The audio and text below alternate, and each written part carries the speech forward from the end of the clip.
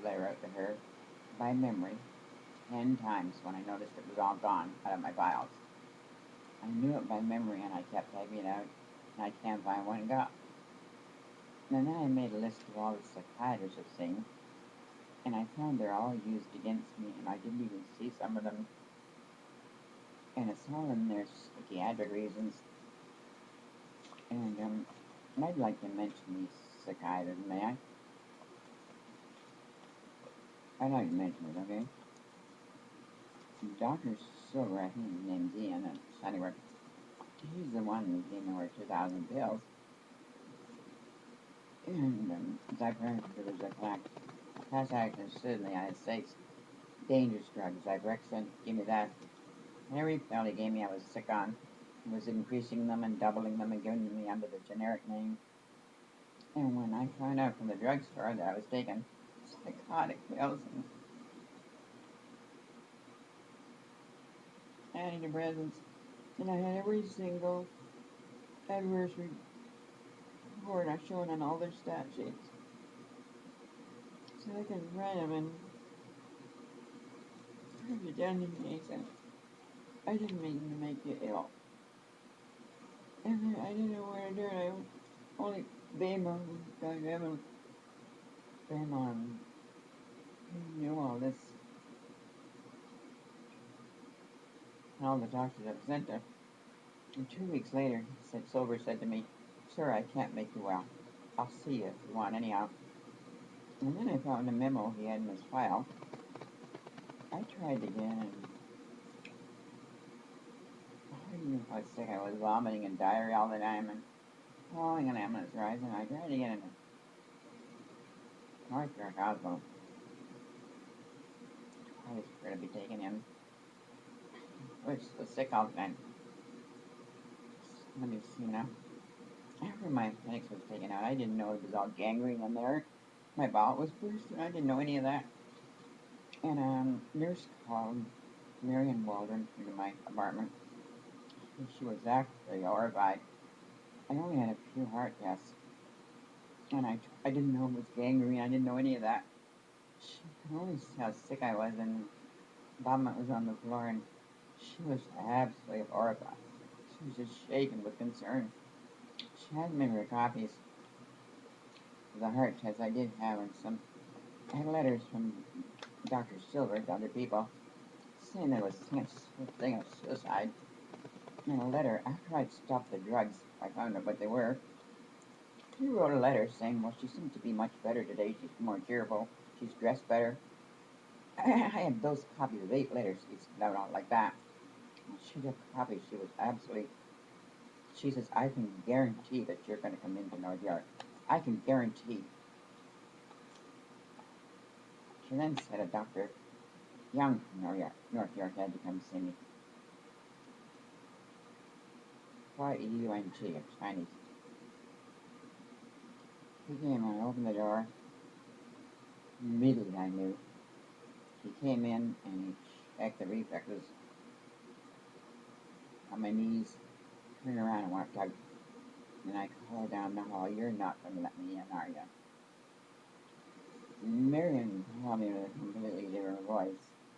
Said she wanted me to sign a permission to get on my head. Doctor said she already have that. She wouldn't talk to me. I am a cooperative. I signed the form they could get on my records, and I never heard from her again. I was blocked when I tried to call her. A year later, I was really sick all the time. My chest pains were so bad. I then called Dr. Northern. I had one big mistake. Tried to find Marion. Instead, I got an invasion advocate. Her name was Ann something. She guaranteed I'd get in again. At first, she wanted me to see Dr. Young again. I said, well, she guaranteed that he was cooperative now. SARS epidemic was on. I was late for my appointment because I vomited all over my stuff in the car. So I got there, and Crowley told me I'll deduct that time from your I'm here, and he says that I can see for psychiatric treatment right now. That was his opening words to me. He had a file only 2 inches deep. He said he'd never heard of this M somebody or other, and he had a letter on top of the file where she had received a copy of that letter.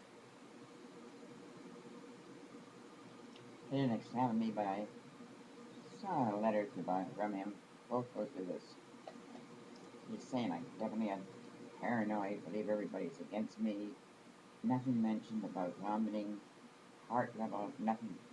Just me, paranoid and delusional, and everybody's against me. And he canceled it again. I was never able to get in touch with Anne again.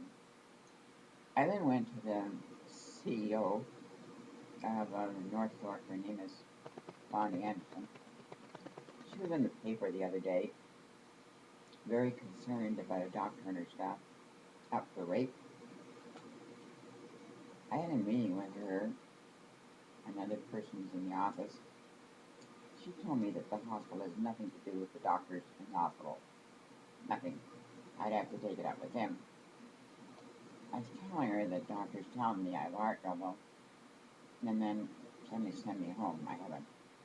No matter what I said, she said it's got nothing to do with her, and now she's in the paper concerned about a doctor and her staff.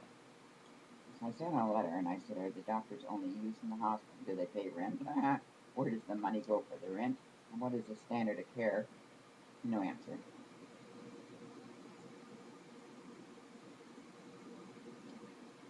However, I told Dr. Silver then, since you have harmed me greatly in some way, I am ill and it's from the drugs that you have given me, which is true. My heart condition was from many of the drugs he gave me. It says, you notice any symptoms? I had them all. The last one I said before was Spexic, and I was at Bathurst in Lawrence. I couldn't even knew I was so sick. I phoned him and I said, I can't even get home. It was a Tuesday, and he said, come on Thursday, we'll increase it. That's when I got the text from the drugstore. I then confronted him and I said, you made me this way. You goddamn well find me a doctor because I'm being refused everywhere and I need help. And he sent me to Dr. Arnold of Sunnybrook with a letter saying don't over-investigate. Dr. Arnold, I found a letter he sent out in November. That was when I saw him. He sent it out immediately, saying she keeps saying that she is in pain, and even when other doctors say she isn't, she keeps saying she is. And yet, weeks later, my gangrenous appendix was taken out of his hospital with a burst ball and this hardened bowel moving outside. Now I know that I'm under so much stress. I told Dr. Arnold on December the 5th, 2001. I wrote him a big letter saying, you never looked at this, you never looked at that. You insulted me about that. You joked about me being sore all over. I didn't even have my fingers out yet. That was December the 5th. And December the 14th, I received a letter saying he's no longer going to be my doctor. And then I found in my dentist's office, that was the problem. On the 14th, I found this letter in my dentist's office there at Sunnybrook saying I'd congestive heart failure 2 days after I received Dr. Arnold's letter. I didn't tell the dentist, and I didn't even know. I wasn't even at him on December the 14th or the other one. The only thing I had going for me was my mind and my details. And I was under so much stress. That was like, threw back my head and screamed. I'd never come out of it. I was under so much stress. Hostility everywhere. Happening all the time. I had to do something about protecting my mind.